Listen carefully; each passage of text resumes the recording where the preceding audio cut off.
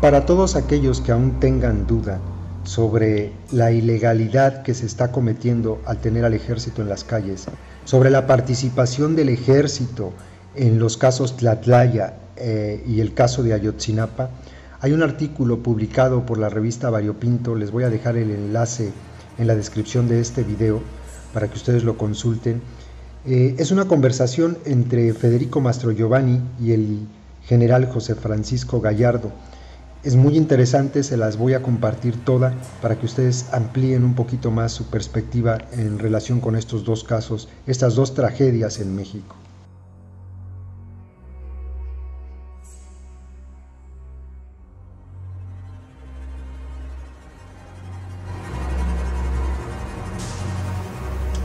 Una de las imágenes más llamativas de las marchas y manifestaciones de protesta en solidaridad con los 43 normalistas de Ayotzinapa desaparecidos desde el 26 de septiembre de 2014 es la del incendio del Congreso de Guerrero en Chilpancingo el 12 de noviembre.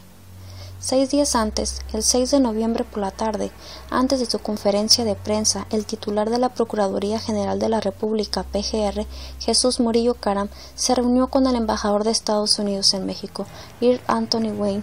Luego vino su controvertido discurso, que causó desazón entre los padres de los estudiantes e indignación en Guerrero y otras entidades del país, incluida la Ciudad de México. Y aun cuando el procurador Murillo Caram expuso que era imposible afirmar con certeza que los huesos y dientes calcinados podrían ser de los normalistas, en ningún momento externó que se trataba de ellos, lo cual creó confusión en los medios mexicanos e internacionales, así como entre las organizaciones sociales que siguen el caso.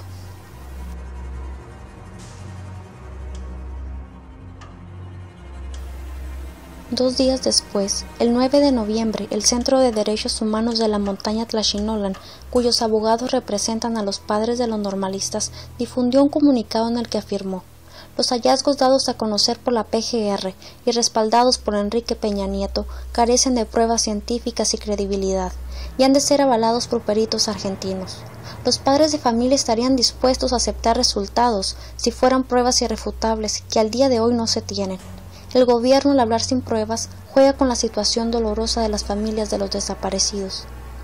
Iguala no es el Estado de México, dijo ese día Murillo Caram, frente a las cámaras, intentando deslindar al gobierno federal de su responsabilidad y endosando las culpas a la policía municipal y a las autoridades de Iguala. El alcalde José Luis Abarca Velázquez y su esposa María de los Ángeles Pineda Villa habían sido arrestados en la Ciudad de México el 4 de noviembre. Sin embargo, el general brigadier José Francisco Gallardo Rodríguez, quien cobró fama en la década de los 90 del siglo pasado por proponer la creación de la figura de un ombudsman militar, manifiesta su discrepancia. Desde que pasó el detalle, la agresión a los normalistas y la desaparición de los 43 de ellos, yo dije, fue el ejército el que realizó la desaparición porque hicieron una maniobra militar. No tiene dudas, pues, expone Variopinto, tuvo testimonios directos. Yo platiqué al día siguiente con la gente que presenció los hechos. Vinieron a mi oficina y platicaron conmigo. Estoy seguro que fue el ejército, porque la policía en México está militarizada. El ejército hizo una maniobra militar. Hay policía municipal, hay civiles, pero son militarizados. A todos los policías de la región los concentran para hacer cursos e investigarlos en la zona militar de Tlaxcala, donde hay un centro de adiestramiento. ¿Pero por qué a los policías civiles los mandan a adiestrar en la zona militar? Pues porque son militares. Todo este show, agarrar al presidente municipal, encontrar a un único culpable, es para que no se concentre la mirada en el ejército.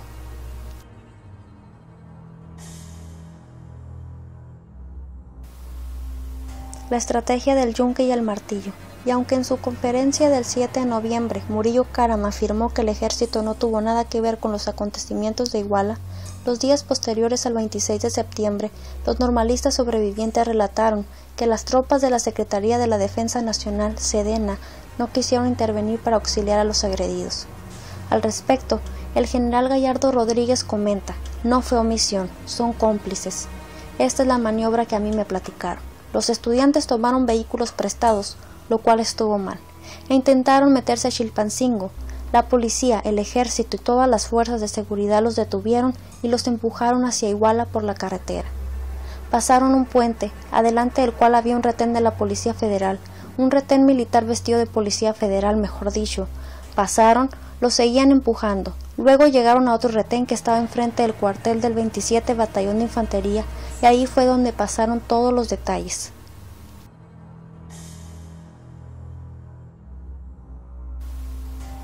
Fue una maniobra llamada yunque y martillo, que según el entrevistado se usa en la guerra de guerrillas. El que detiene es el yunque, el que golpea es el martillo. Y sigue relatando. Los estudiantes dijeron: aquí está el ejército, nos va a ayudar. Pero no los ayudaron. Fueron a las clínicas a pedir auxilio, tampoco los ayudaron. En ningún lado los ayudaron. ¿De qué se trata?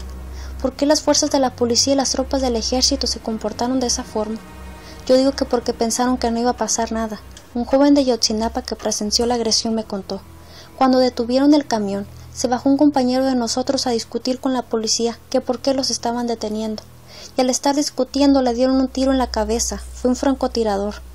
Jesús Moisés González, ex subdelegado del Centro de Investigación y Seguridad Nacional CISEN y el actual asesor de la senadora Laida Sansores, sostiene que la responsabilidad directa es del presidente de la República. En México no existe un solo camión que recorra las carreteras federales o estatales sin que lo sepa el CISEN, no existe. Si un grupo se mueve en determinada región, el delegado de ese estado, a través de las subdelegaciones del CISEN, reporta a la Ciudad de México en tiempo real qué movimientos efectúa ese camión, su trayectoria, cuánta gente va y quién lo encabeza. Es imposible que el CISEN no lo supiera. Además, el organismo tiene computadoras instaladas en los vehículos para mandar imágenes e información de los vehículos al satélite y en 3 segundos llega a todas las oficinas del CISEN. Así es como opera.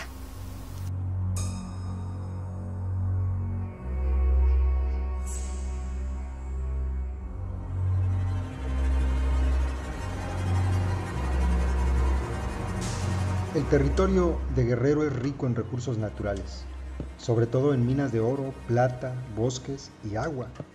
De acuerdo con el general Gallardo y otros analistas, consultados por la revista Variopinto, es precisamente por esos recursos que se genera la violencia y la represión. La minera canadiense Torex, por ejemplo, descubrió una mina sobre el río Balsas, en la localidad de Quechultenango, a pocos kilómetros de Chilpancingo, dice el general. Con base en informaciones de la minera, el periódico El Economista publicó el 6 de noviembre pasado una nota según la cual la empresa va a invertir $725 millones en los próximos años y se espera que solo de esa mina se puedan extraer 358,000 onzas de oro anuales entre 2017 y 2014. Pero la gente que está ahí no se va a dejar. Es así como se debe leer el caso de los normalistas de Ayotzinapa. Y se pregunta, ¿quién apoya esta política? El presidente de la República. Al decidir que el ejército siga desempeñando funciones de policía en las calles, es dominio del hecho, explica el general José Francisco Gallardo.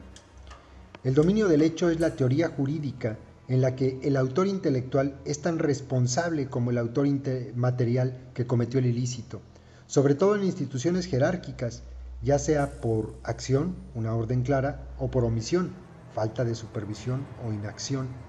En las semanas posteriores a la desaparición de los normalistas, en las estructuras del Estado mexicano involucradas, se fortaleció la idea de que, como varios hermanos de la esposa del exalcalde igualteco, José Luis Abarca Velázquez, eran capos del grupo de Guerreros Unidos, la responsabilidad directa e intelectual de la masacre y la desaparición forzada se atribuía totalmente a la pareja. No obstante, Jesús Moisés González sostiene que esto es impensable.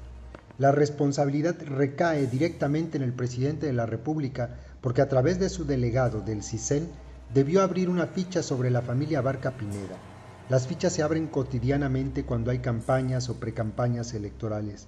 Se forman fichas para cada aspirante. Esas fichas incluyen nombre, apellido, ideología, a qué grupos pertenecen los aspirantes, si pertenecen a algún club deportivo. La información completa la tenía el CISEN antes de que Abarca ocupara un cargo de elección popular. ¿Por qué la PGR y los órganos de inteligencia no dieron aviso? Y si lo dieron, ¿por qué el secretario de Gobernación no dio las instrucciones para que se le detuviera o se le investigara? El asunto recae directamente en el presidente. El secretario de Gobernación no puede actuar si no obedece la orden del señor presidente, quien tenía información previa sobre quién era Abarca, pero ahora todos se deslindan. El caso Tlatlaya. La desaparición de los 43 normalistas de Ayotzinapa ocurrió 4 días después de que se denunció que el 30 de junio pasado una partida de soldados ejecutó en una bodega a 22 personas en el municipio de Tlatlaya, Estado de México. Sobre ese caso, el general Gallardo comenta: es lógico que no va a haber una orden específica porque los mandos no son tontos y nadie en su sano juicio va a dar una orden de ese tipo, pero hay una responsabilidad del mando de la zona militar, del jefe de Estado Mayor de la zona, que es el que opera las tropas desde el punto de vista teórico operacional. Pero se ha intentado pasar la ejecución como un homicidio doloso o un delito administrativo de los soldados que dispararon. La versión oficial es que no fue una ejecución. Desde que vi las fotos de Tlatlaya, dije, este es un fusilamiento, así de fácil, porque yo he estado en la tropa en operaciones de orden interno.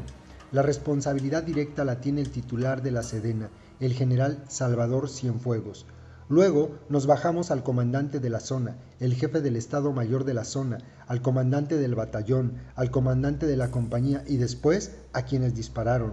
Pero, ¿quién apoya esta política de militares con funciones de policía? El presidente de la República. Decidir que el ejército siga desempeñando funciones de policía en la calle es dominio del hecho. Si procesan a los soldados que dispararon en Tlatlaya por infracción de deberes militares y no por ejecuciones extrajudiciales, cambia todo. Ellos, dice, están siendo juzgados por infracciones en el servicio público en sus funciones como militares. ¿Qué son actos del servicio? Son aquellos que desempeña un militar que tenga relación con la disciplina castrense, nada más. Y la matanza de Tlatlaya no tiene relación con la disciplina, porque están desempeñando funciones de policía. Lo que está haciendo el gobierno de Peña Nieto es encubrir un crimen. Para Gallardo, la responsabilidad se remonta directamente al titular de la Sedena. ¿Y él cómo para el escándalo?, se pregunta. La PGR ya intervino. Hubo una negociación en el alto mando militar. El secretario de la Defensa nunca va a permitir que le ocupen sus funciones como administrador de la justicia.